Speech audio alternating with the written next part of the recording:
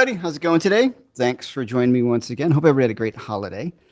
Thanksgiving. I had a really nice time. It's good. I wasn't here the week before because I was at PRS, which is it was a ton of fun. I'm with my friends at Watchtower Guitars. I'm going to be designing, or have designed, a number of private stocks. Now that you guys know how that's going to go, we did a run of 10 private stocks, uh, single cut, 5 single cuts, and 5 of the hollow bodies. So that's going to be a ton of fun. And we chose the really nice wood. It was really exciting. And that's with my friends at Watchtower. So pay attention to that as it comes more, as that starts to move along. Today I have my good friend Jason Loughlin with me. But the first thing I want to do is I'll say hi to BV, of course. Let me get my captions. Where are my captions? There we go. So BV here is, as always, helping out. Thank you, BV. And I have a few things on sale. I've got a masterclass coming up this weekend on Sunday. And that's December 3rd at 1 p.m. And that is Hybrid Picking the Blues, which I think you'll enjoy. I realized when I was younger, I thought hybrid picking was only for chicken picking, and it is really not at all. And I started digging into it and discovered that, man, I'm missing a lot, leaving money on the table without using the hybrid picking. So got a masterclass coming up on that, so you can use the link below, 25% off. Also, the Black Friday sale is still going, half off of the Triad bundle, if you want to check that out. And one last pitch is I do have my Blues Bootcamp second enrollment starting this year. Sold out last year. Last enrollment day is going to be December 30th. It's filling up pretty quickly. So there's the link that BB put in the side as well. And you can use the links in the, whatever you call that, the description below. All right, I'm not going to talk too much about that. I'll visit that back again. Thanks for everybody for being here. And today I want to talk about some practice tips. And I've got my very good friend and spectacular guitar player, Jason Loughlin. And the thing I love about Jason is I've got a lot of my great friends, but Jason happens to be one of the most inspiring educators I know as well. Really methodical. We met many, many years ago at the National Guitar Workshop, and we hit it off really, really well. And I remember sitting in his class and going, wow, he's actually really prepared, and he can actually really teach. So let me bring Jason up. And so everybody, please welcome Jason Loughlin. There we go. What's up, man? Hey, how's it going? Very well. How you doing? Good. I was just checking all my emails. Oh, hello. I was actually just emailing BV. I couldn't figure out how to send stuff in the chat. Just sending him links to stuff. Can we? Yeah. Here? Probably not. And Jason left some stuff in the links. Oh, is there any echo? Let me know, guys, and we'll try to take care of it. I don't hear any, so we know if there's anything going on. These things can take on a mind of their own. All right, so today, Jason and we started talking about a few things ahead of time, like what we want to talk about in practice tips. And it was very funny. The first few things were like, oh, they're the same. So I didn't want to wear out the excitement when we started having these conversations ahead of time. So I'm going to be pretty loose about it. I'm going to give Jason plenty of time to talk, and me, and we're just going to go back and forth and ping pong off of some of each other's ideas. I think that'll be kind of fun. So Jason, what would be your first one, which is actually the same as mine? So, well, first, thanks for, having I love talking about this stuff because, I mean, how many times you get students that come to you and they have like big, vague kind of like, yeah, I just want to get better at soloing. I'm just looking to get better at guitar. And it's like, yeah, me too, man. Like, let's zero in. Like, what does that mean? And so, the first thing that I think probably all of us, ask all of our students and are constantly reassessing with ourselves is, where are we aiming? Like, what do we want to do? What's the whole point? What's the goal? And that could be, and they're all valid. Mm-hmm. Like we were saying before, like if you just want to come home and man, I just kind of want to sit on the couch and veg out and play guitar. It's just a therapeutic thing for me. It's cool learning like a lick here and there, but it's really just, I just need an outlet, Cool, great. If you just want to like get good enough to jam with friends, great. If it's a totally private thing, if you want to be out and gigging, these are all valid, goals to have, I think. So, no good teacher should be, pulling you any direction, but I think that's a big one, is really taking time to sit down and go, what do I want to do?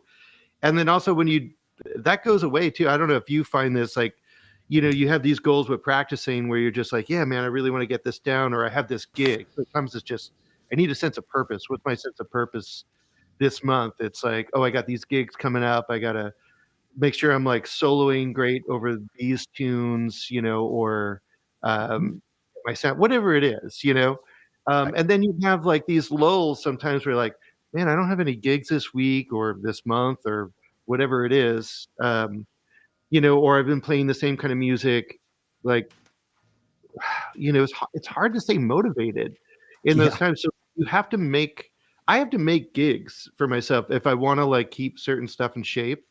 Like, we've talked about it in the past, but like I go in and out of the Chet Atkins stuff. I love playing that stuff. I love those tunes. I love the challenge of it. And I love the fact that they're all like a minute and a half to 2 minutes long. So in order to do one set, you have to like Yeah. learn 30 of these damn things, which, all take you a big chunk of time to kind of get together. But I'm not practicing that stuff if I don't have a gig. I need a Right. goal. I need a reason to stay on top of it. I need something to aim at. So that was like that was funny as the first thing. It's the most important thing. What's the point? What do you want? Yeah. What do you want out of guitar? And once you know that, it's like it's so easy to kind of carve a path or at least work with, a teacher or whatever, figure out where you're going. Yeah. But yeah, that was a big one. What does that mean for you? Like, what, do you go in and out of that with practicing and what does it look like for you when you have to like reassess and set goals? Well, yeah, all the time. It's for me. Uh, One of my big problems, and I think a lot of guys like us encounter, is I like everything. Yeah, And I get, me too. yeah, I mean, I hear, like, whatever, I go to your gigs and hear you playing, oh man, I wish I could do that. And then I go see, insert other good friend here, or not even friend. And our friends are great players, all of them. And which I find incredibly inspiring. And then sometimes I get a little lost as to who I am because I end up wanting to do all of it. Um, so what I've been trying to do, what I did at one point was like, okay, these are my strengths. An important thing for I like to find my strengths and run with them. I think that's an important thing. People often say like, oh, work on the thing you have the biggest problem with. And I'm like, I don't. I mean, if we're talking a technical thing, sure, of course, right. But for me, just the way I hear music, I certainly have a lot of chops. I'm not saying you don't, but I like really melodic players. I don't. I say I want more chops, like I'd love to play like Haldsworth or whomever, and then I go, wow, this is really boring to me to work on. Like, Yeah, not the music isn't boring, but for me, I start working on it, I lose interest fairly quickly after a certain point in time. So to answer that question, I feel like I have to decide who I am as a player and what I want out of guitar. Who are right. my favorite players? Who inspires me the most? And for me, it's mostly the people who have a great control over their instrument and can express, who play melodically and can express emotion through the instrument. Yeah, Those are my favorite people.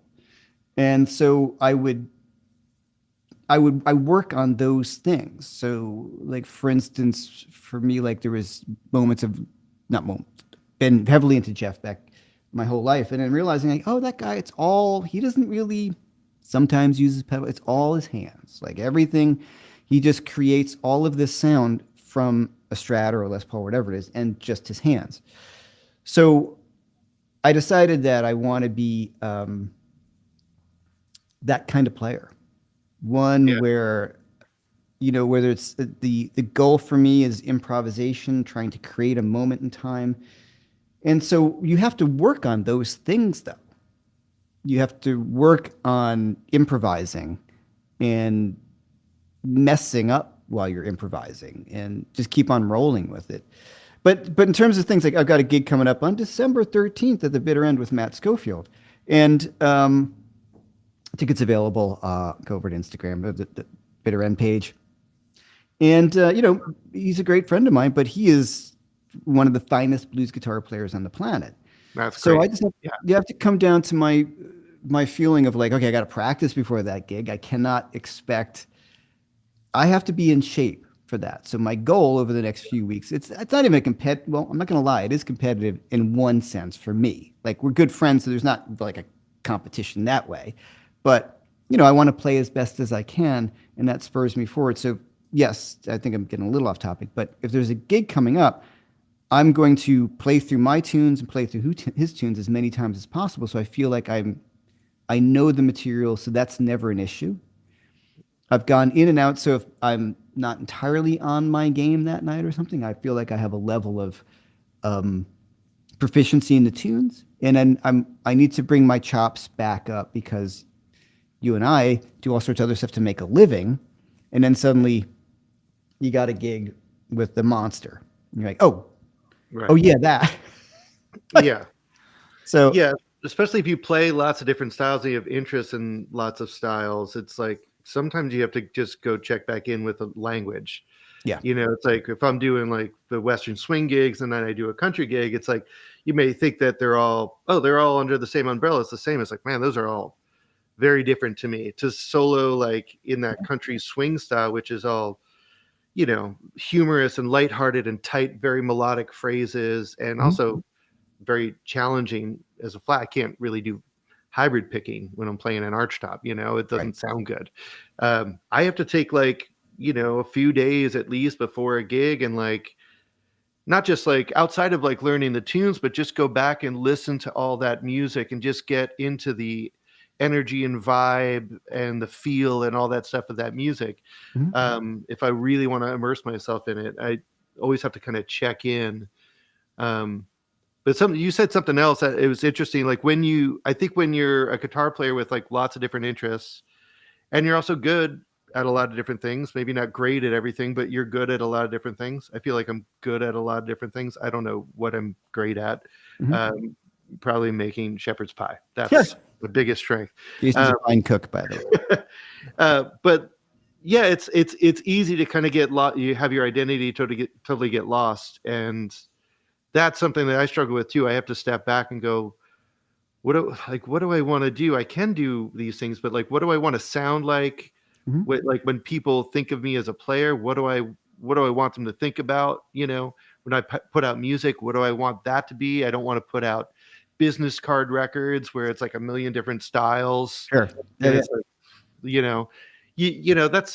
that's a tough thing to do. And I think as long as we allow ourselves space to take these little holidays Mhm. from our actual playing and what our goals are, like, you have your set time to practice on what you want to sound like, what you want to write, like the music you want to make, the gigs you want to do.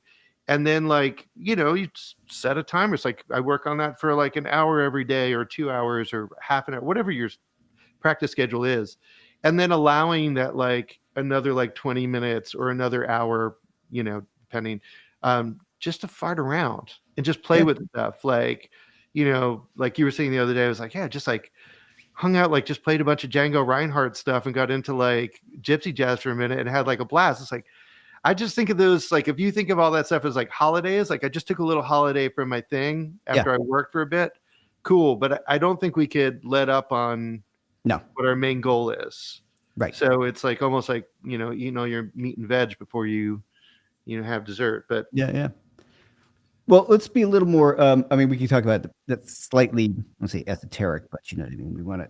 So one thing. So you make a plan of what you want to practice today. I think the thing that it's so overwhelming. There's so much stuff to work on, and you turn on. You go to my YouTube page, your teaching page, your teaching page, your YouTube page. Sign up for Jason's YouTube page too, please. Um, and there's so much to do, and I feel that way too because I get pulled in every direction. So when I make a plan, or I think today, like, okay, today I am going to work on this thing specifically. I want to get this idea, and really, really make sure you do it and stick to that plan. Important things that we're going to overlap on some of this is like, you turn off your phone and you turn off your computer because oh yeah, distractions. I find I look for the best time for me to practice. So at night, I'm good at noodling. You know what I mean? Like just working on me. And I'll just talk about noodling in a second. Tom Minette saying noodling versus farting around. So let's define noodling. Okay. When you noodle or when I noodle, it's based upon things that we've practiced, and there's a certain level of proficiency that we always have because we've practiced. So when you start noodling, it's not like you're just playing nonsense. You're working on different ideas, based upon I'm building my vocabulary or just keeping the fingers going. I think that's my late night noodling is because by the end of a day, it's like my brain is kind of mush. Yeah. I don't have a ton of creative energy unless I'm around people and on a gig and playing, Right. and then I'm like psyched. But like when you're just sitting around on the couch watching TV or shit like that, like it's just more about like mechanics, just keeping everything moving, like Mhm. working on all the stuff that I don't like to start my day with, which is you know, scales, technique, like arpeggios, like just like stuff like that. Like I'll kind of go through that stuff at night, or I'll work on tunes, Right. tunes that I already have in my hands, but I'm just trying to push the speed on. So Mhm. I'll sit with a metronome in front of the TV, and I'll just kind of because that I already have it in my hand. The mechanics, the level one, I always say is already there. That's the Like important thing. Yeah. the If you don't coordination. have that, don't practice that in front of the television. No, that is a big thing. Like, it's like you do the master class thing, right? And I think we got into the master class website over the cooking stuff during the pandemic. And I love the way that Thomas Keller, famous Michelin star chef, refers to this. He calls it like layers of refinement. And he's like, well, you could just do this. That's fine. But like, you could add this other layer of refinement. And I like thinking of music like that too, or just having levels. Like level one is like you have to have the physical coordination of playing that thing, and that needs your concentration. Like you can't be watching a movie and doing that. You actually have to be thinking about pick strokes, and it's like what fingering is best, and like just getting all the coordination mechanics happening, and then you can start working on I don't even recommend that my students do that with a metronome at all. Like, I don't think you should, because I think you start making all these little like manipulations to just get something to happen in time that like create a bad technical problem. Yes. Like, do it at your own pace, get everything happening right first, then start working with the metronome, and then start like going like, okay, how can I make this feel really good and have dynamics and like, it's like, and once you kind of have all that stuff, like those levels, like for me, I'm not speaking for anyone, but for me, that's when I could kind of sit on a couch and start to push tempos on things that are already in my hands, Yes. where I could kind of like, then it's like it's already there. But yeah, that's noodling for me. It's like I'm really working on like anything super musical. Right. Me too. I'm And playing without purpose half of the time. Sometimes I am doing that with heads, but other half of the time I'm like, it's just scales, it's just patterns, or it's all that stuff. yeah, you brought up a great point. As always, there's practicing with a metronome. People think, oh, I should practice metronome. I say the same thing. Like, no, just get it down first. Get the mechanics down. Take your time. Always practice playing music. So if even you're just playing in a scale, there's a big. I always say, like, when you hear people first starting, they sound like they're yelling with the guitar. You know Right. what I mean? Like, bah, bah, bah, bah, and you're like, So the guitar, our dynamic range is so limited, really. I mean, compared to like a trumpet or a wind instrument, like, which is you play trumpet and it Yeah. can be super soft or it can be like a foghorn. Right. So, And everything starts with it's a super percussive instrument. Everything starts with an attack. yeah, So like we're constantly fighting this like percussiveness of guitar, which hmm already makes it, it doesn't help us out when it comes to dynamics. So no, we have to work a little harder than like a wind instrument or a singer does, sure, to get nuance, to get dynamics happening in lines and stuff. absolutely. So I noodle with intent, if that makes sense. I saw Tom threw that in there. Yeah. So I know what it is I want to work on, and plus I'm at a certain level of proficiency that I can sit in front of TV and just play scales. I think it was Itzhak Perlman said he did his best practicing during a basketball season. Because he just would just work on scales and things like that. Um, and then the idea of always playing musically. So that's the thing that I wrote down. I try. Okay, my practice strategies never last long term. I have to keep them going or changing. Yeah. Yeah, because sometimes I was at a point in time, like in college, or that I would write down everything I practiced in a book and all that.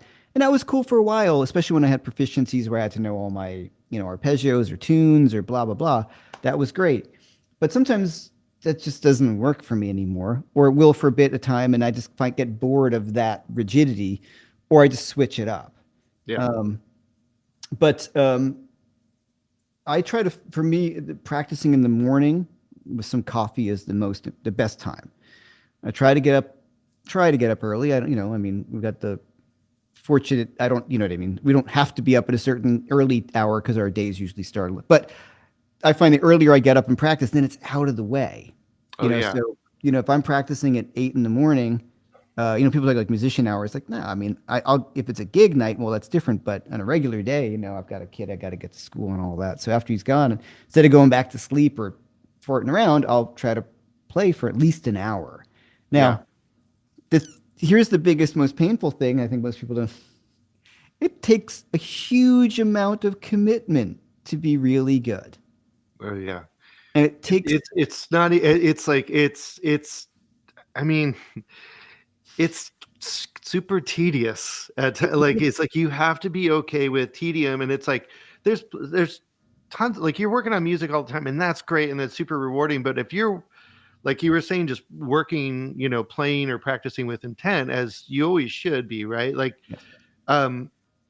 every time you improvise, there should be like what am I doing? What do I want out of this time? Like, and when you're doing that, like, it's not always instantly rewarding. No. When you're working on like, oh, I'm trying to superimpose these changes, these new changes over rhythm changes, or, I'm trying to like, work on targeting the third more with it. Whatever your goal is, like to stay like super in it, you're going to go in and out of running out of ideas and have to stop and like find new things. Mhm. You're going to bore the hell out of yourself sometimes because you start playing the same shit Mhm. and you're just like, I like, know. okay, that's like, okay, now I got to take a second. Like, how do I find a new? I just heard me do that 3 times, over the last like minute. Like, so it's not ego rewarding right No. away. So there's like tedium. If you're doing this right and you're really getting the most out of that time, it's not always great for the ego.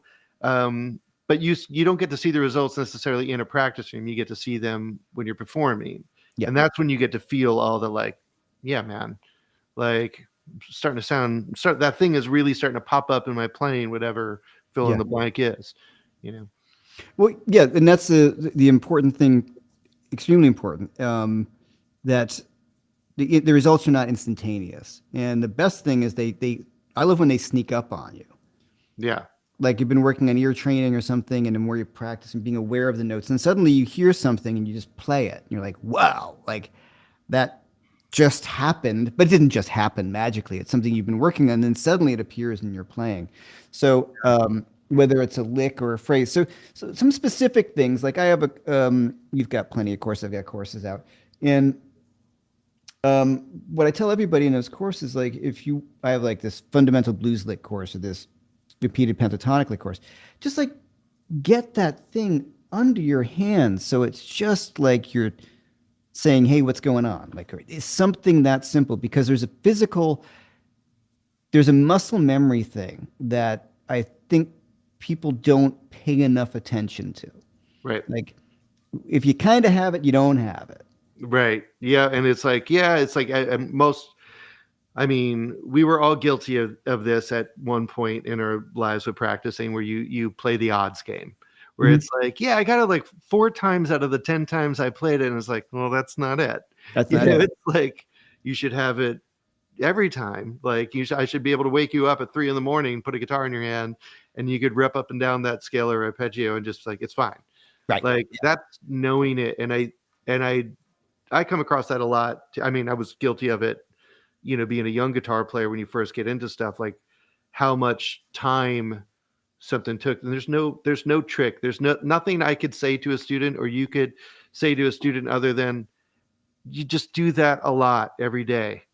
Mhm. Like there's certain things when it comes to all the fundamental stuff that both of us are always sharing with students.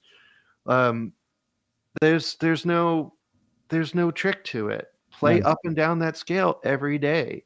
You Yep. could set a timer, especially that's a great thing to do when you're managing a lot of things to do. It's like, it's like, hey, I'm going to like, what I do with my students is like, okay, just 2 minutes up and down nonstop. Mhm. Set the timer. then you move on to like the next position or the next mode, or depending on what somebody's working on. And then they're like stuck, they have a thing. It's like, Hmm. don't stop your hands moving up and down, up and down. You can go fast, you can go slow, just make sure it's accurate, and make sure you're just playing that up and down, Yep. getting it in your hands. There's no trick to that stuff. So Tom Annette, hey, what's up, Tom? Is there some kind of optimal time for doing repetitive stuff? For example, 3 minutes, then do something else, then come back to it. Um, I say that no.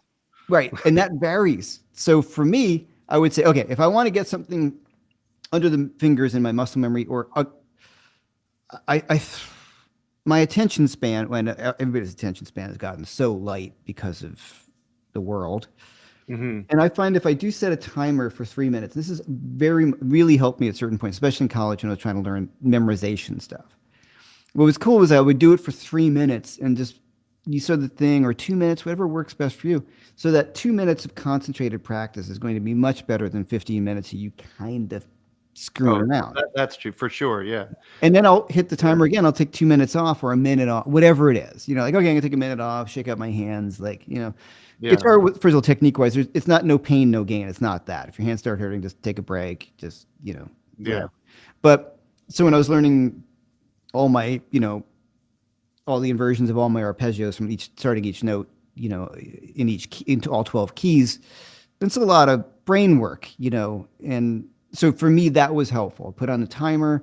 Okay, in 3 minutes, I'm going to do all 12 keys, of F minor 7 flat 5. You know what I mean? Or not all 12, all inversions, and then, or go through all 12 keys, do all those kind of things like that. Do whatever I Yeah. had to do, and then come back to it. Because that, to me, that was very difficult.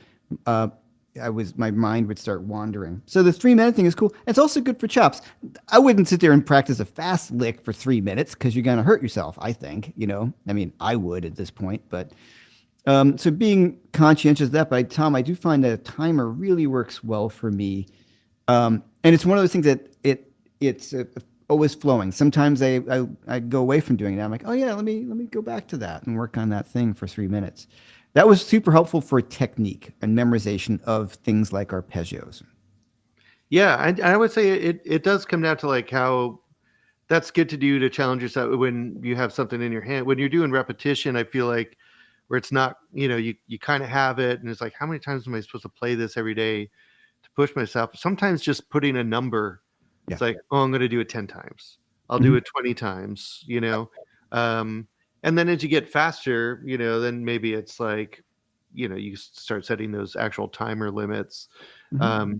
But I don't, there's no easy answer. I mean, this No. is kind of like, this is, why it's great to, like, everybody's different, and why it's also great to either, you know, work with somebody one-on-one, or, have someone like check in and assess where you're at, but also just to remind yourself, like, you're not everybody else. Mhm. You have certain strengths and weaknesses that your friend doesn't have, that like you might have strengths that your favorite guitar player doesn't have. Exactly. Like, everyone is really different. And I have some students that, like, man, it's like their right hand is like great. Like, they just, like, from the minute they picked up guitar, it's like they Yeah. just don't have to think about it. But like, you get into hybrid picking or something like that, and they're just like, oh, Yeah. it takes them so much longer. Where that's supernatural for me, but I have to work on this hand all the time, especially being left-handed. It doesn't come easy. Oh, interesting. Yeah. Um, Yeah. so that's, we all have our things. And I think what you were saying earlier of like embracing your strengths, like, I do a ton of hybrid picking. It's a part of my sound now. And like, even when I play rock stuff, Yeah. I lean into hybrid picking because I don't have the most natural right hand. So, you're great with that stuff. I know it represents a lot of work too, but you have like a really relaxed, great right hand. So, like, you know, if I try to go at those speeds, it just doesn't sound as, I don't know, it just doesn't like have the same kind of like lightness about it, you Mhm. know? Sure. So, even if I, could play as that fast, which I can't play as fast as you, but Mhm. like even if I could, like it wouldn't sound the same, I think. Mhm. But with hybrid picking, I could do a lot of super fast stuff and like Yeah. it's fine, but that's like a part now that's something that defines my voice.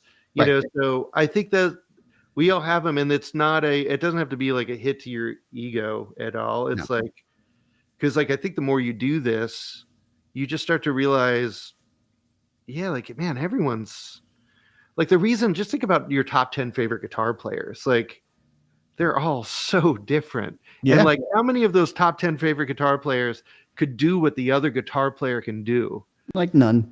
You know. None. Yeah. Yeah. It's like none. Yeah. It's like it's very rare. Like they all have such a different skill set Mhm. that there's very little crossover, but they've just embraced their thing. So like what's the most important thing? Most important thing is just kind of leaning into who you are, Yes. and what you really like, Right. and then just really tightening that up and focusing that more. So it comes back to the first thing we were saying is like where are you going? Yeah. What do you want to do? Now, a thing I get, because we've been doing this our whole lives. We were fortunate enough to get into it when we like lived in our parents' basements. You know what I mean? And I get a lot of older students who like they have jobs and they are revisiting the guitar, never left them, but they never really committed to it the way that you and I did. And what? And you're talking about finding your own voice, and they're like, I don't even know what that means. Right. So what I tell people with that is, first of all, don't beat yourself up because it's an endless journey to become better at the guitar. I'm twice the player I was when I was younger. I may have a three-quarters of the chops that I did when I was younger, because I don't care about that as much, but I play more musically. So you're always going to progress, and don't, we listen to our favorite guitar players are probably the best guitar players ever. So, if you're just kind of getting into it, and you're like, oh man, but when I listen to Van Halen, I get really depressed. You're like, well, yeah, it's Van Halen. You know what I mean? Like, Right.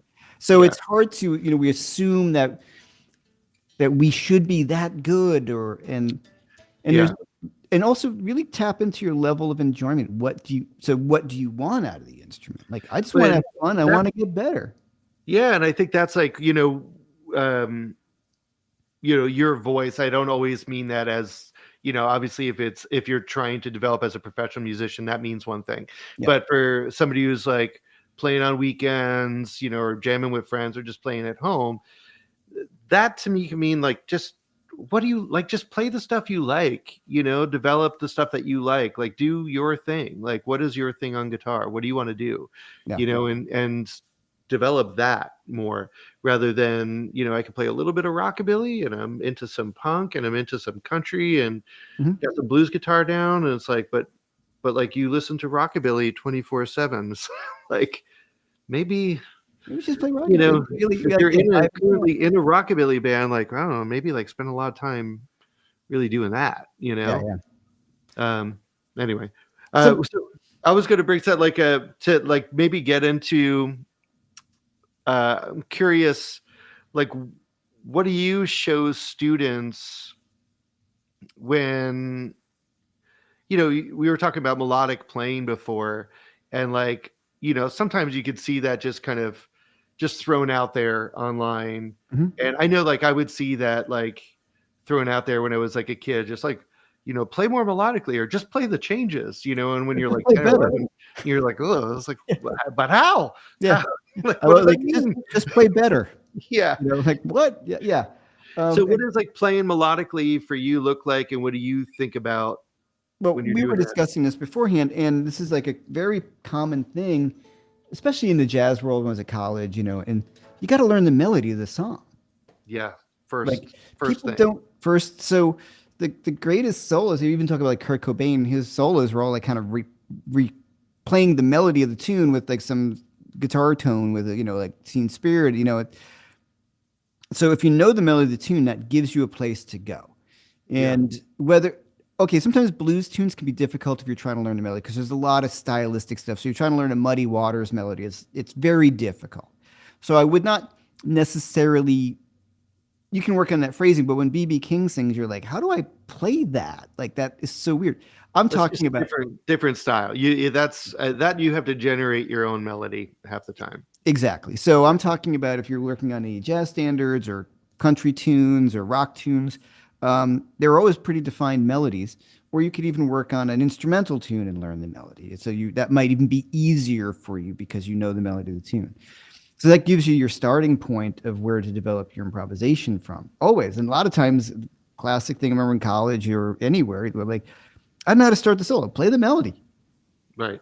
And you're like, oh, yeah. And then if you think of something beautiful like um, Miles' interpretation of Bye Bye Blackbird, so you have this very simple melody, da, da, ba, ba, ba, bum, ba, ba, ba, ba, ba, ba, like it's old tune. And then when he plays it, you're like, wow. Like he's playing a melody, but he just phrases it and he messes with it, but it's Yeah. still the melody. And that's Yeah. one thing that's been very helpful to me. And if you listen to, so like another tune when I learned "Cause Venom's Lovers," the Jeff Beck, tune, Stevie Wonder, of course. Um, and the way he phrases and changes it every time, just a little bit. And as you were saying earlier, the once you start to do that, but don't just stop there. What are the chords of the song? And what melody note is being played at what on the chord at that time? Yeah. So almost always it's going to be a chord tone, It's not going to be if we're talking like blues and rock and jazz, and it might be a 9, but it almost will always resolve down to a root or a third. So very often it's root 3 and 5, depending on the music, root 3, 5, 7. But if you start to understand that, like, oh, he's hitting the third, and then that starts to become something that you can draw upon, and you start to hear a third, as opposed to, playing your root every time, you can start to bring in a third and feel really comfortable with that sound. And you had a cool idea about how to practice that. So if you could. Sure. Yeah. Yeah. I think that's it. Like, just to speak to your point too, like the tune kind of gives you everything you need, So like, I always look at it, and I had a couple teachers like really school me on this when I was in college, and on, one teacher, this jazz bass player I was studying with, would make me do stuff like, you'd learn the tune, but then you would solo, and you would do this improvisation game where it's like, okay, every eighth bar you have to play where you are in the head. And then it's like, cool, all right. Yeah. Now, like every fourth bar you have to play the head of the melody. Cool. Now every 11 bars. Yeah. So like you have to count, and you have to be constantly, like what it does, like the whole point of that is to force you, like even as you're improvising, to constantly be aware of the song Mm-hmm. and grounded in the song. But if you have like a tune that has a 9 in it, that has like where the vocal, that's why it's so great to learn vocal melodies, because they'll tell you everything. Mm-hmm. They'll tell you, it's like, oh, they're focusing a lot on the 6, or there's this chromatic movement, between the 5, and Mm-hmm. that's like a hook in the tune. It's like, oh, man, that's I'm going to take that when it comes to soloing. Yeah. And I could look at that as a couple different ways. Like, one, it's an approach note down to a chord tone, and it's connected with chromaticism. So I could approach the root that way. I could start my solo, and I could play on this motif that was already established in the song. Yeah. And when you solo like that, I feel like it always keeps you grounded. It makes you feel connected to the music in a deeper way, and you stay in the story of the. I call it like like every song is like, it's this illusion, this surreal illusion. You're trying to like make this space for people to live in, and you don't want to break the illusion. Like, you want to keep everyone in there. So that means not jumping out and overplaying, or it means like, don't start introducing new language in your solo that isn't really anywhere in the tune. Mm-hmm. It's like you have like a simple blues. It's don't throw in diminished scale. Don't throw in like, Yeah. a bunch of altered shit. It sounds weird, man. It's like, it sounds like you're not grounded in the song. Yeah. But Well, and conversely, if you're trying to throw that stuff in the song and other people aren't supporting that, It's so, I get asked all the time, how about diminished? And you're like, are you playing? What are you listening to? You're playing, this or that. And I'm like, well, you're not playing music that would, or playing with people who are going to catch that with you. So you just sound kind of silly. Right. But Especially if it's not in the vocal melody, then it's just like you're not listening. absolutely. Just because you could do it and you could throw it in, or how to use a scale or an arpeggio or a technique or whatever it is, it's like, doesn't mean you have to do it every time. Like, No, it means you don't want to do it. the Yeah, of course. song, Yeah. if it's not in the song, don't use it. And I find also learning the melody relieves a lot of pressure. Like you said, it informs what you need to do. So I'm like, oh man, I got this tune. What am I going to play in this? Like, I know it kind of said it earlier, play the melody, but if you know the melody, you can start off with the first few bars of the melody, go into a different thing, and as you said, then bring back a hook of the melody. For Yeah. audiences love, like, you're at. Okay, we're all guitar nerds here, but if you're doing a gig, well, my gig's all guitar nerds anyway, which I love it. I love guitar nerds, but you know what I'm saying? Like, Yeah. But what people just want to hear something nice in my mind, like whatever nice is. But so if you play a really nice solo where you're outlining the melody and you have a little two twists and turns on it, that's perfect. Yeah. Like, and one of my old teachers, that one of my favorite lines I tell students too, they're like, oh, no, it sounds kind of corny. I'm like, well, then it's right.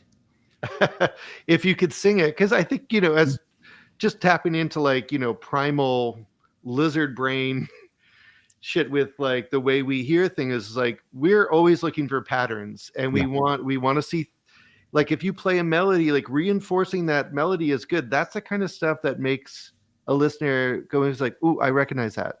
Yeah. Or, ooh, I recognize that rhythm. And it's like, not everyone's going to exactly recognize, like, oh, they took that chromaticism from this. But on some level they do. Yes. On some level you do. You recognize a certain rhythm. You recognize like bringing back a certain chord tone as a target. Mm-hmm. Like, that's the kind of stuff that does make people stay engaged. The thing I was going to like quickly show some of the folks on here that I think is helpful, that kind of is a great first step for building melodies, and it's great for your ear too, and it's super, super simple, but we could like make this cooler and cooler by adding little things, is aiming for chord tones, which I know is like, you hear this all the time and it's like enough already, but doing this with try this out and try thinking of it this way. I think this is helpful, is to, first of all, think of your phrases as sentences and start thinking of every chord tone, your root, third, and fifth, as a punctuation on a sentence. And the way that I explain it to my students who were first getting into improvisation or trying to get away from noodling and like really improvise with good phrasing is like, root super finite. That's a period. That is just one statement, right? Your third is going to be kind of a sweeter tone. It's like gives, tells you the quality of a chord, major or minor. You could think of that as like an exclamation point. I don't know. Yeah. And then like, and the fifth is a kind of a question mark. So these are things you could play on. And I think the first thing to do if you're playing over a blues, is to consistently target one chord tone at a time, because I think it's good for locating those chord tones. I think it's good for your ear to recognize the sound of a three. And it also acts as this kind of emulsifier that kind of makes the whole solo feel like it's connected, because you keep resolving onto this same chord tone. It's, even though if you're playing over 1-4-5, type blues, like that's three different notes that the listener is hearing, three different thirds. So, and then you're thinking of all the ways that you're getting in and out of them. You should be presenting them in a new way every time you play them too. That's the kind of stuff that can make things feel connected rather than always landing on something different randomly. Yeah. So if you're playing a solo and like, here's my third, and then landing on that third of that four.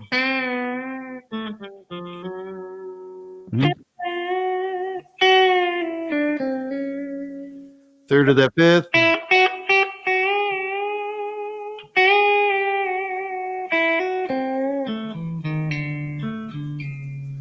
So that was the same chord tone every time, but that felt cohesive. There was like this thing in there.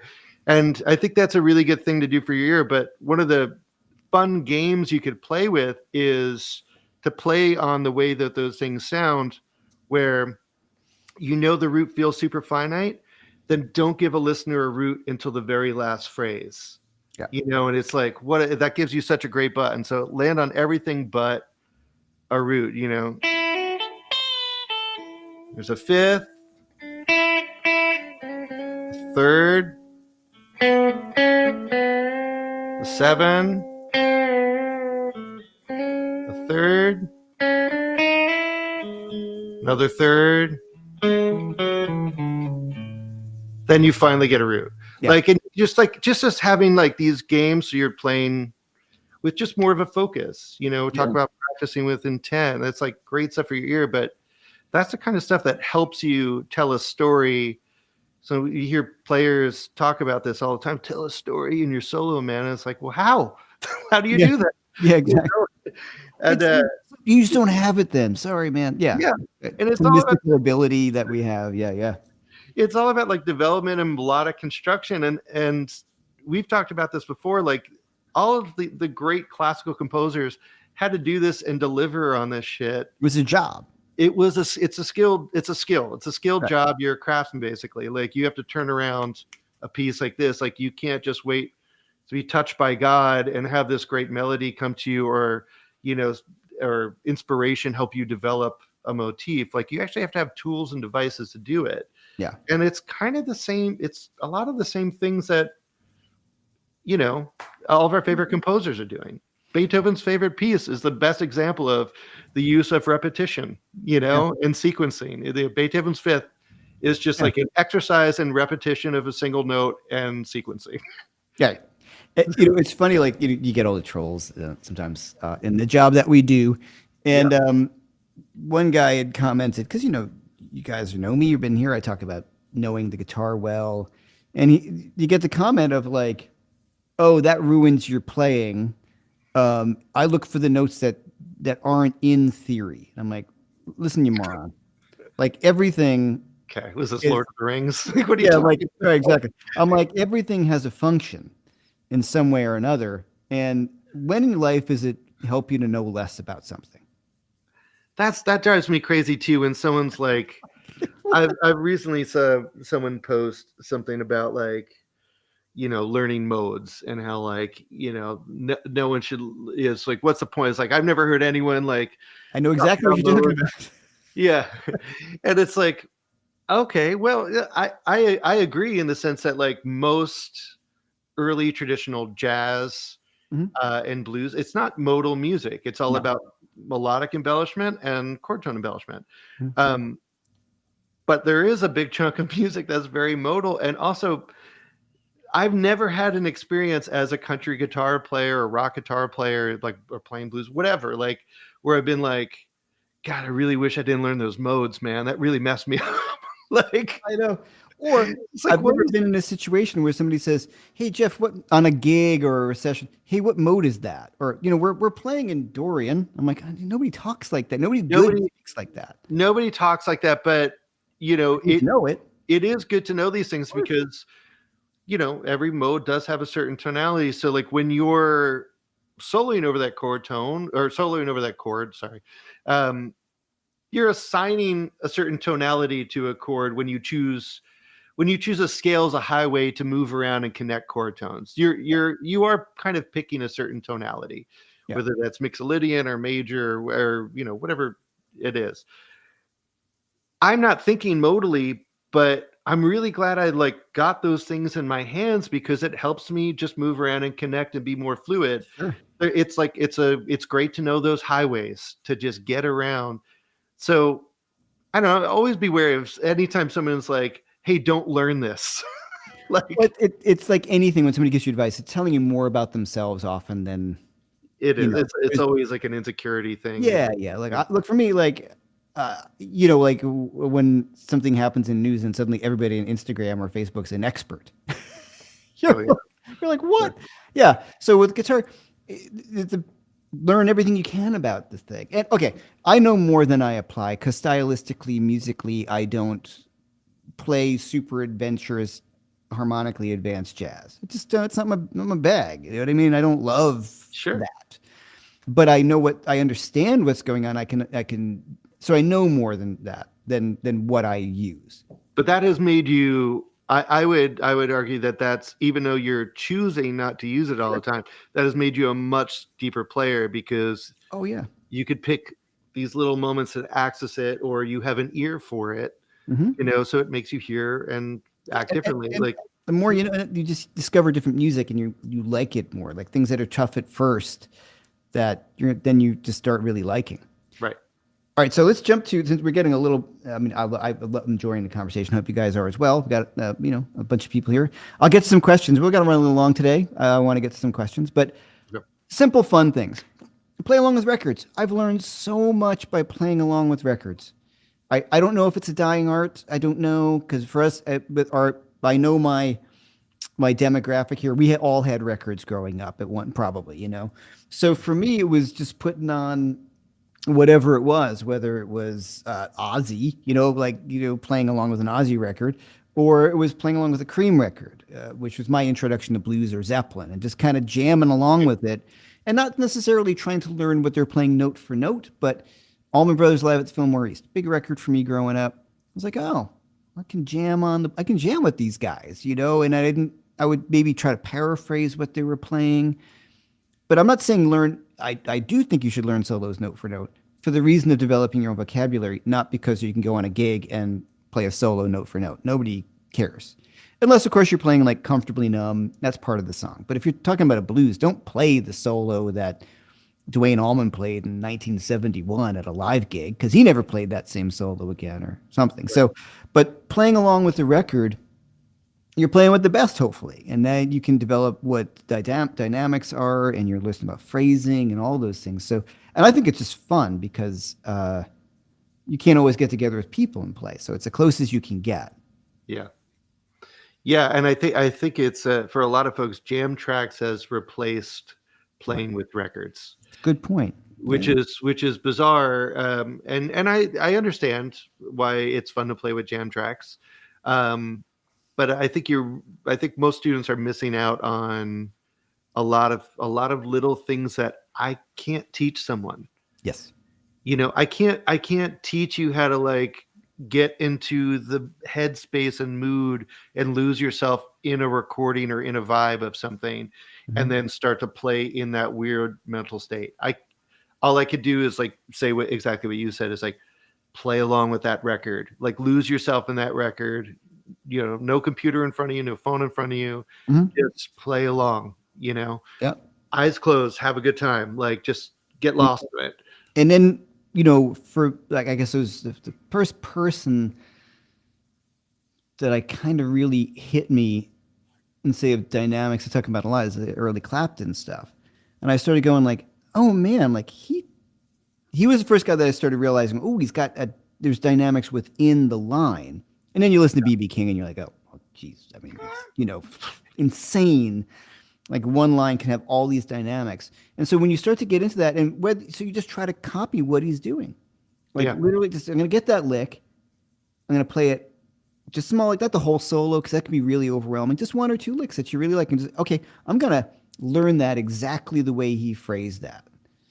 And keep on it, and then trying to make it sound as close as you can. Not so you want to sound like him. I don't want to sound like anybody else, but it could be worse, But getting that phrase together of, I know the audio is not going to be great, but like that,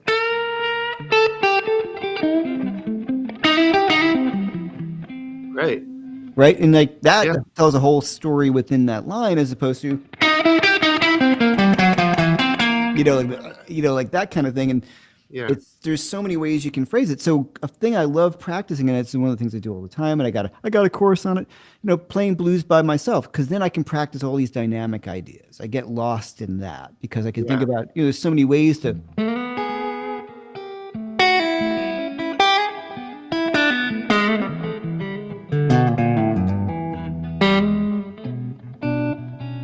right? Like that's when you hear, suddenly you're like, oh, what's going on? As opposed to, and I tell everybody, and we were discussing this earlier, nothing is too easy to practice. So learning tunes. We were talking about Dead Flowers by the Stones. I remember one of the songs I used to, when I was teaching beginners, like I would teach a lot of people that tune. And the guy's like, well, yeah, I already know it. I'm like, I will play along with the whole record. Just do it. I'm going to put it on, you play it, and make it sound like Keith. And I can't do it? Oh, I didn't think so. You know? Yeah. Yeah.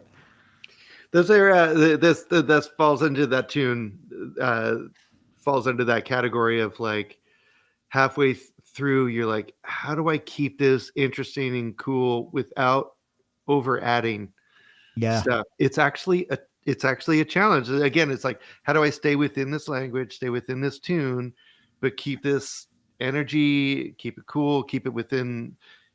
Those tunes tend to be the hardest. Like one tune I admittedly hate to play. I don't love this tune, and I know this is sacrilege, but that tune Poncho and Lefty, Great tune. What version? the Willie Willie. version. Yeah. I hate playing that song. Okay. I'm sure people like enjoy listening to it, but I feel like it's 65 verses, and it's all about the vocals. So like, Yeah. I can't step out. I don't want to step out because I don't want to mask. And it's like, that tune's a challenge to like stay in it, stay focused, stay bringing energy, bringing something cool to it without overstepping, without pulling focus too much to what you're doing. Those tunes that people call easy, like they can be the most challenging, but in these other subtle ways, not a technical way, a musical way. Or even, I learned a ton from just playing along with James Brown's greatest hits. There you go. Yeah. Just, the one guitar is going. Yeah. And if you do anything other than that, you sound like an idiot. Right. Because that's the tune, that's what makes it sound cool, and being able to do that. So playing along with the record, and that brings me to one thing we discussed, and I'll let you take this one, is repertoire or tunes, just learning. Yeah. I think there's two ways to look at this. Like you could just make tunes, just like make a list of tunes. You have Spotify, Applewood, just make your playlist of all the tunes that you want to learn and then go through them in order. Don't get distracted, stay on point. And like we were saying, like learn them beginning to end. Yeah. Learn that tune, know that tune. Might take you a couple days. It might take you 2 weeks, might take you a month. Yeah. Once you have it, you know it now. Like, and then, okay, next tune. Like, that's one way to come at it, just all the tunes that you want to learn. Yeah. And then the other way to come at it, which is something I'm doing with this country boot camp, is just what are the standards? Like, what are the tunes that are going to get called out? Like what is the stuff that's like when you're jamming with a friend, if you're going to call it a tune, like these are the tunes that it's a good chance everyone here knows them. Yep. Or if you're on a gig, like you're going to play this one almost every bar gig. Someone's going to call out Heartache by Numbers. Like someone's going to call out Swinging Doors. Like, if you're on a rockabilly gig, you're going to play 20 Flight Rock or Folsom, something like that. I think if you have an interest in a certain style of music or you're playing those kind of gigs, make a playlist that's not necessarily a wish list of everything you want to do, but what are the standards? What are all the things I'm expected to know? And starting to go through that. Again, that just feeds back into the first thing we said. It's like, that's something to aim at. Now you have a goal. I got to learn these 20 tunes. These are the ones that everyone's going to expect me to know.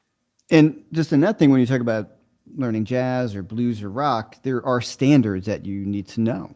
Yeah. That is like you said, it's like the Great American Songbook in a way of blues tunes. So for me, like, in my boot camp, same thing. I each week we're checking out boot camp, which you can sign up for. Each week we learn 3 tunes that are standards that you must know, whether it's, Smokestack Lightning or something like that. People call it all the time. And then if you're on a gig and you don't play it, but when you start playing along with the original version of Smokestack Lightning or different versions, and you're like, oh my gosh, this is so hard to do right. Isn't it amazing the evolution of like where a tune is, and then it becomes this standard that's happening on all the gigs. And then the way that it's now accepted how everybody plays it. And when you go back, like I have this problem with like Folsom Prison Blues, or not Folsom, Working Man Blues, like the Merle Haggard song, like the way that everybody plays that in Nashville or on just any country gig is like, that is not what happens on the record. It's so different Yeah, than like the rhythm guitar part, especially. And it's like, but that, I guess that speaks to a different thing. Should I learn the original or should I learn what happens on gigs? So I think that's where it's helpful to always have like, sure. a professional musician going like, yeah, this is the way we all play it. Yeah, exactly. Yeah, yeah. Yeah. Um, so right, so building up a repertoire, which is really important. I think it's overlooked, and I've had that happen. You go to blues jams when I first moved to New York, or rock jams, and then someone's like, "Oh, okay, just hey Jeff, you're Jeff. Come on up. We're gonna do Oh Darling." I'm like, "I don't know it." There's nothing worse. You stand- You you're just like, feel like such a freaking tool, right. man. You're like, How do I know? They're like, really? And you're like, yeah. Oh, we won't be calling Jeff up again. yeah, yeah, So, and look, like we put like you're not going to be called up to play, Fade to Black by Metallica. Nobody's doing that. Like there's just these standards that are everybody knows. Like, oh, there's maybe a twist or turn, but you should know it. Just uh, Beatles standard, not She's So Heavy or something like that. People aren't expecting just standard rock tunes and Creedence tunes. If you're talking about like classic rock jams, nobody's gonna call Black Dog. right. And if they do, you'd be like, dude, what are you out of your mind? Come on. Who Yeah, can that's sing it? Nobody's gonna come at the right time. Everybody's gonna screw it up. It's just not gonna happen. the difference of a popular song on radio or in the world as opposed to a popular song on the bandstand. It's a great way to put it. Exactly. Yeah. So those are things, and there's like my courses, Jason courses. You can just even Google, 20 essential blues tunes I must know, kind of thing. Oh yeah. Yeah, and it's really easy, and it's always the same tunes, but it's important. And I tell this story all the time, like doing a pickup blues gig here and there, which I haven't done in a while, and they were like, "Oh man, you know all these tunes." I'm like, "Yeah, it's my job." Right. Yeah, that's the thing. I mean, there's three chords, but it's the riff that makes it different, and the feel and the vibe. So, Right. um, all right. So, we get to some. Do you have anything else you want to say before we just jump on some questions? Because we've been on for we've been Yeah, blabbing. I'm down to do some questions. I don't really. I'm gonna scroll I'd back. rather hear from people. BB brought up. Thank you for BB as always. Great comments. Record yourself. Yeah, that's great. Yeah. There we go. So yeah, record yourself is huge. Which is interesting because you listen back and you're like, oh, my time is terrible, or that doesn't sound as good as that, or that sounds really good. And if you're playing gigs or rehearsals, record those as well. Right. And there's always one that could be horrible when you listen back. Oop, how do I know when I sound like an idiot? You'll know. So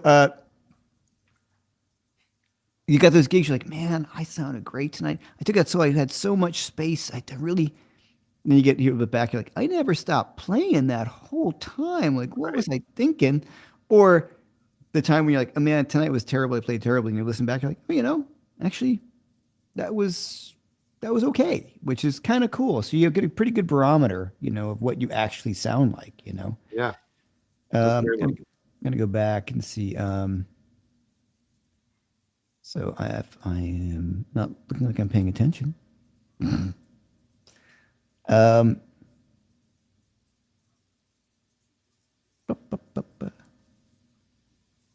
Intervals are fun. Yeah, working on intervals. I say, speaking of that kind of stuff, like, separating, if you're working on mechanics and fundamentals like that, cool, you have to focus on them. But if it's something that you already kind of have on your hands, I always feel like the sooner you could put it in a musical situation, you're going to assimilate it better.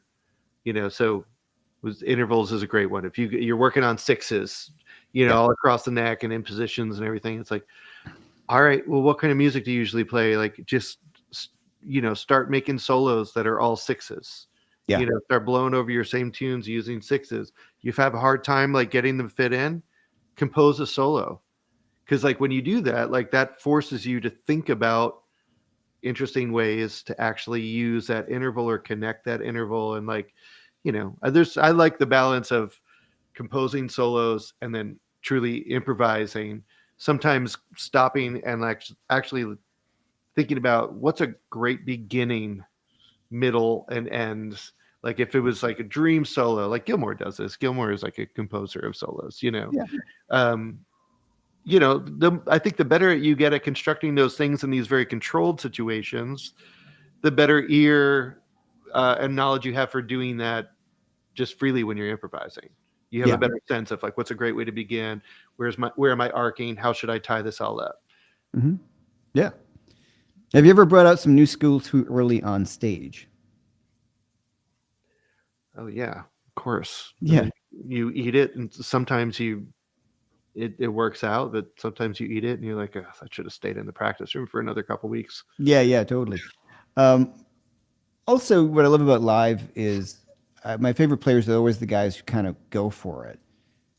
I Yeah, mean, within reason, you know, if it's a mess, no, of course, don't go for it, But yeah, I just think about, also there's some cliches, but I try to play like what I would like to hear a guitar player play like, you yeah, know. And I say guitar player or anybody, musician. I just like to hear somebody play melodic, and I like somebody who's going to twist my ear at certain times. You know what I mean? So, um, I like that a lot. Uh, I got off the top. So, you had said something that made me think about. I just lost. I'm looking at if there's any questions, and I don't. I got confused. I lost my train of thought. Sorry. Um, let's see what Tom said. Tom's always with the good questions. Should you practice on the same instrument most of the time? What if your guitar is really different? I was thinking about that earlier about stuff to talk about. I'm always thinking about what to talk about on these live feeds. That's going to be interesting for an hour of me blabbing. But um, I'll take this one first. I think you can't have too many guitars in the sense that uh, you got to get to know the guitar. yeah, And we were just talking about this. Like I've been using this a lot lately. I changed the pickups to Ron Ellis pickups, and it really made the guitar into a better, not a better guitar. Yeah, better. A better guitar for me. I prefer these pickups. The guitar suddenly changed its vibe to me. Sorry, David. Um, and I just started playing it all the time, and I'm really enjoying it. So I've got a gig coming with Matt. I'm like, I might bring it up. I've been playing it a lot, but I would never just bring a new guitar in a gig. Like, I mean, if it's a new Strat that feels like my other Strats, maybe. But this is, there's certain things. I was saying this guitar is really easy to play, maybe too easy for me yeah, when I'm used to playing an old Strat. So, um, I would try to live with a certain guitar for a period of time. And I think too many guitars, as much as they can be fun, you have to find if you really like that's your guitar. yeah. This is a home base for me. When I'm at home, this is what I'm practicing right now. I'm practicing on this, or I just got this 1948 L7 that's hanging back there, and it's those two things all the time. Um, and one, because I like what this L7 is doing for my right hand. There's nowhere to hide on it Mhm. with just musicality. There's nowhere Yeah. to hide. I have to play something meaningful. I Yeah. can't. It's not like electric and um, Well, but to get an to this, L7's a hollow body, guys. Like, if you want to, you know, but that. so for people that don't know what an L7 is, Oh yeah, L7 is it's at the end of this Gibson wall back here, but it's a big body acoustic arch top. yeah, So no pickup, although you could add a pickup, without harming the guitar to it. But they're big. They're big and they're loud, and you have to pick. Yeah, it has to be big rest strokes. You have to get the guitar to move. So it's interesting what it does to your picking. But to get to add on what you were saying, like I have this home base for me. Mhm. That the few people here that might have seen me on True Fire when I first got this guitar. Remember it being bright white and not torn up, and now it's just Yeah, it looks completely like this is my home base. right. I know where every ding and scratch. This was not a relic guitar when I got it.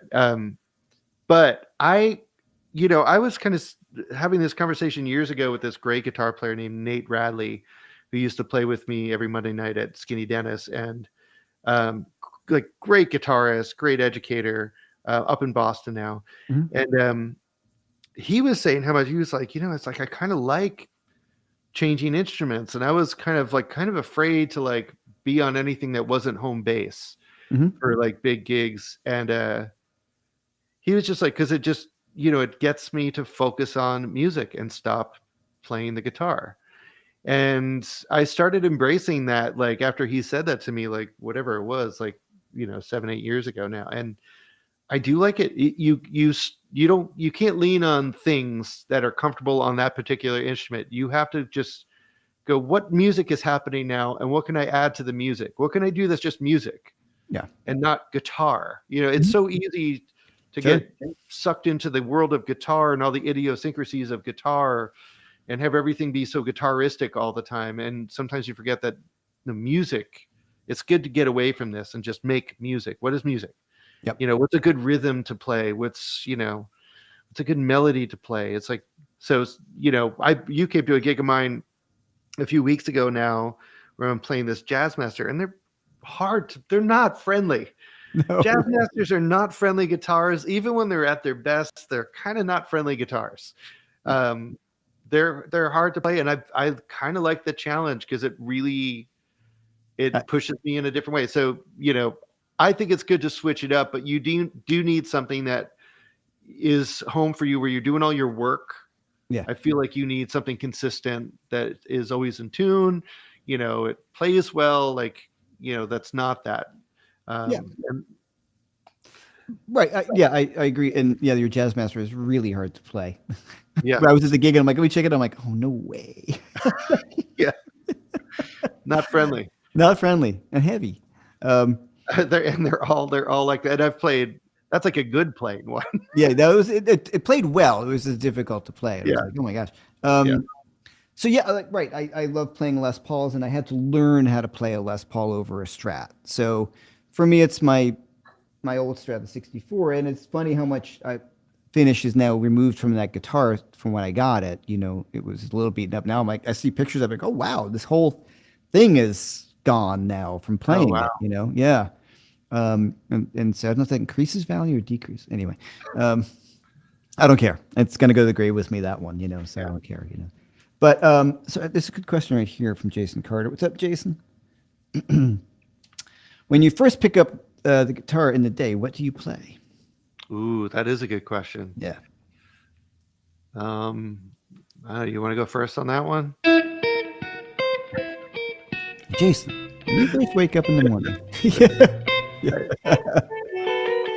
Um, I went through this thing during when I first moved 2 years ago, where I started doing these, and I've gone in and out of this, where I would wake up and start doing free improvisation. Mhm. And then I've done things where I was like, okay, every day I'm going to like play over rhythm changes in a different key, and just every day I'm just going around the circle of fours. Because for me, sometimes I'm into like just getting into like warming up and like mechanics, and other times I'm like, man, like I just need to be reminded of like the joy of playing guitar and joy. I just want to connect with music first. So I'll start with things that are just like playing music and just connect to the instrument. Mhm. Because when you're on this every day, it's like sometimes you just don't feel totally connected. It's like you got other stuff going on in your life, or you're just overworked or whatever it is. Mhm. So, and rather than always feeling like I have to practice on music or tunes for work, it's nice to just pick it up and go, yeah, I'm just going to like freely improvise and play around with, like, I'll do weird stuff where to answer your question, Jason, like it's always different what I Mhm. do. But these are my ways to like get back into guitar. But sometimes I'll do stuff where like really into like, like the Debussy thing of pivoting off of like medians, and I'll solo, where like I'm in G major and then I'll go to B major and then maybe D or E flat, or and then back to G. And just like sometimes I'll just have like some stupid concept that I'll just start farting around with, just to like get into like music making. I'm just Like, gonna do the Debussy thing where I take I mean, sometimes it's honestly, yeah, you just sit there and you're just like, I'm just gonna play, Yeah. and you just want to play with fingers and just play Yeah. blues. I, It's like, I just laugh about like I'll do the Debussy thing where or Debbie say if you want to call where I just do pivot between medians. You're like what? Yeah, like but it varies from highbrow to like just yeah. where you just wake up in the morning, you're just like, it could just whatever it has to be for you that morning. It's like sure. the point is like I don't plan. It's like whatever, just like in my head in that morning. It's just like, let me just play, and I'm not even thinking about playing in time. I'm not thinking about playing over changes. I'm just moving. I'm just like moving over the instrument, just like connecting. Yeah. For me, I'll be sometimes super primitive. I just start playing a blues. Yeah. Because there's so much you can do with it. And I may try a different key. Like I'm not gonna play an E and A, like Yeah. Will you do free, or will you throw on a track or a no, loop, just free or myself. just Yeah, free? Right. free. Yeah. And then and if something happens, I just try to follow it. So let my ears take me. You know what I mean? If you make a mistake, try to make that thing work, but trying to do a different key. So okay, I'm gonna play a blues in A flat. I never get called to do a blues in A flat, but it might happen. And it just makes me feel better that I know I can play equally as well in A flat as I can in A, those kind of things. Or, and I'm going to specifically, yeah, I'll do that. Or have, improvise freely, to start playing and to see what happens, We're both like a big fan. You turned me on to that John Cleese book, Creativity. Yeah. And just the idea of like, you have to be in a state of play for new ideas to come in. And it was one of the things I loved about the Beatles Get Back doc is like they're the new one, the Peter Jackson one. They're always in a state of play. Yes. They're always like playing around and jumping around, like playing early tunes, making up tunes, like just farting. So they're constantly in the state of play, and you just open yourself up to new ideas.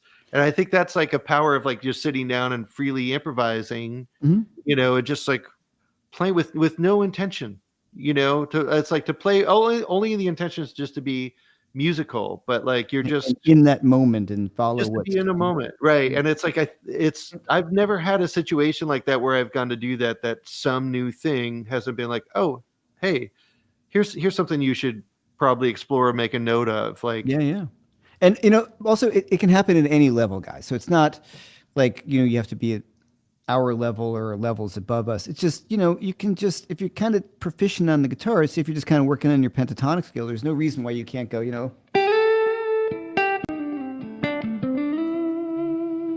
Then where's it want to go? Okay, I was out of scale. What? Just make music. Make music. This is the second question popped up twice. So thanks, Guitar Grandpa. Bottom said on Beato the other day that you should learn some of the classic solos note for note, like The Thrill Is Gone, for example. Do you agree with that? Absolutely. Yeah. Oh, yeah, I could sit down and play. I could play you a bunch of solos if I remember them. I can play the Sleepy Time solo from Cream. I can play you most Cream solos, or at least large sections of them. I could probably at one point hack my way through the Randy Rhoads catalog. I tried to do the Yngwie catalog, but I just never I didn't have it together. But yeah, man, I learned all those things, and I talked about Stormy Monday, but the Allmans version, the first solo in that, the Dwayne Allman solo. No, yeah, Dwayne solo, and then Dickie's solo. Yeah, absolutely. Yeah, same. And that record is especially. What's the name of the record? It's like the side of his face, and it's the blue kind of weird Art Deco looking background. For who? For B.B. King. Yeah. I'm terrible with album titles. But that was like, I remember getting that like in middle school, like at a garage sale. And like, it was like, as I was building my vinyl collection, but God, yeah, I learned so much from that record, and so much and it doesn't, I think going for it note for note is great. You should, but even if you're, when you're trying this, like everyone's at different levels. Like when I was a kid, I'm sure I wasn't getting it exactly right when I was first doing it. Doesn't matter. I'm sure I wasn't getting all the Jimmy Page solos note for note when I was doing it because like I there's a still lot. want to go in Zeppelin tunes. I'm like, I'm still not playing that right. Yeah, they're tougher. Like it's like I like I had a lot of this stuff on vinyl before I had it on tapes because I'm going off of my stepfather's record collection. So like my first transcriptions of Zeppelin were stacking quarters on the vinyl record to slow it down and then detuning the guitar, Yeah. So it's like you're just not gonna. It was really hard to get it note for note, but I don't think it matters because you look at all these great things um, that come about it, where like I learned a lot of stuff on guitar trying to learn all the Robert Johnson stuff, not knowing things were in G tunings. Okay. Like learning Rain Song when I didn't know that was in an open You tuning. mean- I had to learn like a whole like, this whole like all these other like weird ways to kind of Yeah. bullshit it. And I was like, Jimmy Page is a band. How is he doing this? Like He's not. he's not. Yeah, But all this great stuff comes about it, like these happy accidents, like I love the one like with Gatton, like Gatton learning like some of the How High the Moon solo, the Les Paul stuff, not knowing about multi-tracking as a kid, not knowing it was two guitars, and coming up with these licks or ways to play these double stop licks, that nobody would have done really if it wasn't him trying to imitate this thing. He thought somebody was really doing that, one person was doing all that. So I think the effort, it's great to learn a note for note, but even the effort goes like a long, long way. Yes, absolutely. Nothing wrong with learning solos note for note. It's how you learn. And if one day you were that guy playing those solos note for note at jam and you're happy, so be it. Who cares? Yeah, absolutely. And this brings it back to the first thing we said. What's your goal? What do you want? Yeah. Blah, blah, blah, blah. Going through here. I just read Kevin's comment. I just need to practice my album titles more. Yeah, exactly. The album I've been listening to a lot lately, this is Matt Schofield turned me on to it, was BB King Live in Japan. Oh, I don't think I know that one. God, so good. Yeah. Yeah, Right. BB King Live in Japan. So Jeff J, I've been working on my repeated licks and double stops course. Great stuff. Do you always plug into a real amp when you practice? I practice a lot unamplified. Around the house, I often just plug into my Fractal. It feels really good. Or I'll just plug into an amp. But yeah, I'm sorry. no,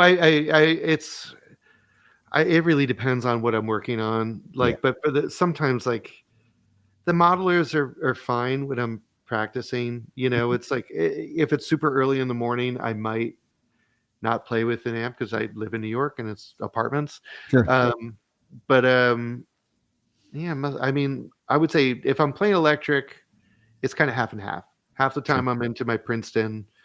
Half the time I'm just using like a plug-in, or something. And if I'm not playing this, and I mean, the nice thing about having an acoustic and enjoying playing arch tops and acoustic, it's like, I can practice on that. I could hear myself great. That thing is sometimes too loud. That guitar is insanely loud, that acoustic, Yeah, I got a National. I think that's loud. Yeah, they're loud. They were built to be loud. Right, and they sound good loud. Yeah. And it's okay. So, like, if you're talking about playing with overdrive or something, like, you have to practice playing with overdrive because there's a lot of string noise and there's attack and all these things you have to think about. And then when you play clean, that's going to be a different way of playing. Yeah. So, and if you play, so you have to kind of play through all those things. If you're going to work on, like, I talked about my Yngwie guitar. Yngwie plays with a lot of overdrive. And he, not as much as he more now than he used to when he's younger, but that's part of the sound. And you have to harness that overdrive and that technique. That's part of what makes that thing happen. Yeah. So if you want to work on your legato chops, a big part of it's going to be some overdrive, which gives you compression. And you're sitting there in a guitar like like it's not going to be the same thing. So it depends on what you're working on. So there's, what's this? Hey, thanks, man. This is gold. So how do you practice this? How do I work up to it? 2 notes per chord. Do you mean like the triad thing? 1 note per chord, as Jason was saying, right? Like just just hey, yeah, I would the simplest thing to do. It's like, I mean, it's really easy to just get to start to get fundamentals of phrasing and always playing with a destination in mind. Yeah. I mean, I'm teaching my niece right now, who's 11, who's soloing like beautiful solos on a single string using a major scale, because she just is like, oh, I'm just target the third over this loop for a minute. She'll just target thirds, and it's like, and then I make her take a breath after Mhm. each, leave some space. And I go like, and it's like these melodies are all lovely. It's like it's sometimes like you hear people that have been playing for 20 some years, but that never knew how to work on phrasing, Mhm.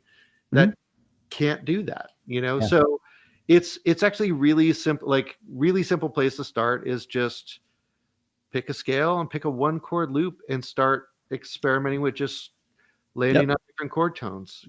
Find a new way to get into it every time, like present a new way. Like maybe like, the first way, say we're playing over C, aiming for thirds, like maybe the first way is a slide, you're walking up to it. The second way, you're walking down to it. Maybe the next way, you're going to like do an enclosure around. Maybe the next time you're going to do a little bend. Mhm. Just finding like every time you present it to a listener, it's got to be something new. Yeah. Uh, but that's so simple. Like, that's Yeah. something you can apply right away. And that brings those back to the thing of like practicing a melody. You're developing a melody. Motivic development, if you want to use the fancy names. It made me laugh about, we know that comment you're saying before about like not talking about, nobody ever uses modes. Nobody's ever mentioned modes. But you and I both went to music school. And the only time I ever mentioned I went to music school is when I'm maybe referring something to here as a thing in my past that helped me learn these things. Like, it's not something I even think about. Like, that's just something you did. Um, so we've done these things in a methodical sense, though. That's what's one of the good things about having a good teacher and having gone to school. And there are methods to many of these things. And that's why it brings back that guy's like, oh, you just got to experiment and find the thing that's not inside theory. You're like, you're an idiot. Because it's all in there. And also, why make life harder? Like, if you have something like you're talking about, like, okay, I'm going to target my third. Now I'm going to go from above and I'm going to go from below. We're going to do an enclosure these way. And then suddenly, like, there's the vocabulary. It doesn't make you make beautiful music, but it certainly makes you go, oh, I've heard that. That's that thing. And so it's not necessarily it's a shortcut. It's just learning how to play. Yeah, there's rules. I mean, I think it's easy to forget that, music gets lumped into a lot of other art forms. But I do think it's sits on its own in this way, that it's really, a lot of these rules aren't just BS. They're not just made up. Right. It's like a lot of the rules of music come right from nature. Like there's a reason why, the major pentatonic scale is like found around the world. Yeah. It's like it represents like, all these overtones above initial pitch when you play them together in an order. It's a Right. major pentatonic scale. Mhm. There's a reason why all this stuff kind of works. Mhm. Um, and so like there's rules to this that work too, and you're playing on expectations. You're playing on what listeners want to hear. That it's just stuff that doesn't go away, Yeah. even from culture to culture. Like, yeah, there's different um, tonalities. There's different rhythms. There's going to be different instruments, but a lot of the way that it plays on soliciting emotional responses and some of the devices that are leaned on to do that are there's a most of them are pretty universal. Yeah. You know. Um, I'm just realizing what time it is for BV. He's hanging in. He's in Oh, Europe.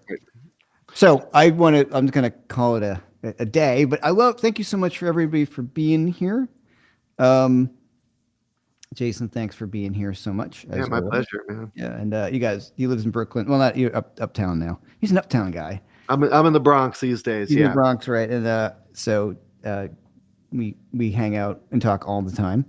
Um, so please go over and check out Jason's site. We got BB's put the links over there. The Inspired Guitarist and Jason's courses. He's got a lot of great stuff, and I always learn something from talking to Jason because he's very methodical, and I love these kind of. So what we're talking about is stuff on the live thing, stuff we end up talking about over coffee half the time. Like, so, when we really enjoy the idea of educating and doing it properly, because there's so much there's so many bad educators online that, and there's a lot of great educators online, and guys that we watch on YouTube and like, that guy's great.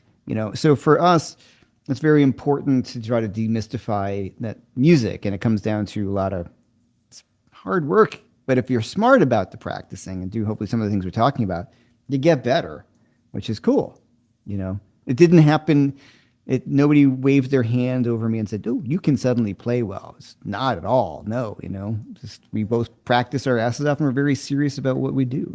So, and the great thing is you can always get better. That's the thing about the guitar. There's always getting better, which just makes it endlessly exciting for me. Yeah, same. Yeah. Okay, so once again, thanks everybody being here, and thanks so much to BB for hosting as always. I've got my courses. You can see I've got the 6-week blues boot camp, 25% off. There's a link. I've got the hybrid pick in the blues coming up, this masterclass coming up this weekend. That is on sale as well. And until Friday, we have the Triad bundle on sale for half price. That's all my 4 Triad courses put together into one bundle. Very super 50% off. And thanks for everybody being here. Please go over to Jason's YouTube page and follow him as well. Subscribe, check out his videos. And cool, everyone. Thanks, Jason. Thank you.